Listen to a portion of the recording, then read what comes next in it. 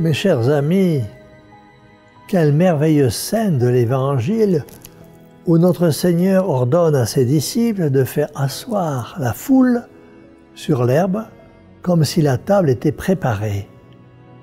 En entendant parler Jésus des apôtres, après s'être récriés sur le manque de nourriture pour une telle multitude, ne demandent plus aucune explication.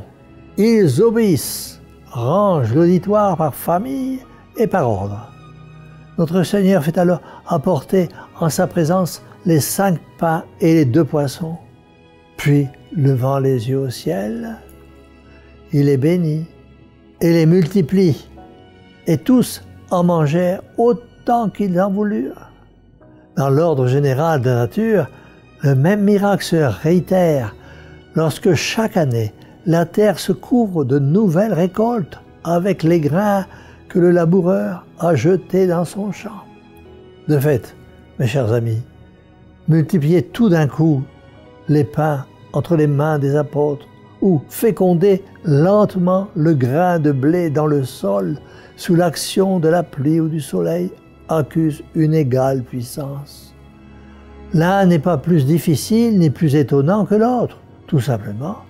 Nous sommes moins surpris et n'y faisons, pour ainsi dire, pas attention. Et pourtant, le miracle se renouvelle chaque année sous nos yeux et la merveille est aussi grande. Tout est entre les mains du bon Dieu, mes chers amis. Et le jour où le bon Dieu décidera, à cause de nos crimes, que la terre ne donnera plus son fruit, nous aurons beau y déverser tous les engrais du monde entier, les meilleurs et les plus raffinés. Croyez-moi, rien n'y fera. Mes chers amis, vivons donc davantage dans l'amour de Dieu et du prochain pour mériter les bienfaits de la providence divine. Ne faisons sur cette terre que la volonté de Dieu et toujours la volonté de Dieu. C'est cela le plus important.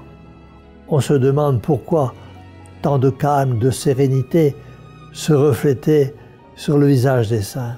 N'ont-ils pas eu comme nous des misères et des croix? Mais se souciant peu d'être rien ou d'être beaucoup, de se savoir oublié ou de savoir applaudi, de vivre longtemps ou de mourir bientôt, il leur suffisait pour mener une vie paisible de se souvenir que du haut du ciel, Dieu dirige toutes choses. C'est l'exemple extraordinaire de la bienheureuse Vierge Marie que nous devons imiter dans ce domaine. Elle fut véritablement tout abandonnée à la volonté du bon Dieu. Chaque seconde, chaque minute, chaque heure de sa vie, elle n'a recherché que la volonté de Dieu partout et en toutes choses. Et c'est pourquoi toutes les générations l'ont proclamée bienheureuse. La volonté de Dieu, mes chers amis, doit être la note dominante de toute vie chrétienne. Du ciel, les bienheureux n'ont d'autre occupation que celle de s'y conformer, et nous de les imiter et de commencer le ciel sur la terre, en accomplissant comme eux, avec amour, cette même volonté. Pour cela, aimons à répéter souvent avec l'auteur de l'imitation, « Mon Dieu, si vous le voulez que je sois dans les ténèbres, soyez bénis. Et si vous voulez que je sois dans la lumière, soyez bénis. Si vous daignez me consoler, soyez bénis. Et si vous voulez que j'éprouve des difficultés, soyez également bénis, car c'est vous qui dirigez tout. Dieu infiniment saint, infiniment puissant, Père infiniment miséricordieux et qui nous aime tant. C'est pourquoi nous voulons accomplir votre sainte volonté afin de trouver la paix du cœur, ce qui est incomparable avec de l'or.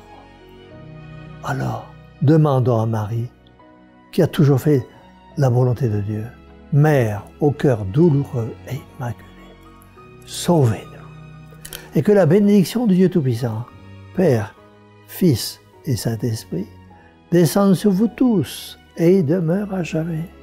Ainsi soit-il.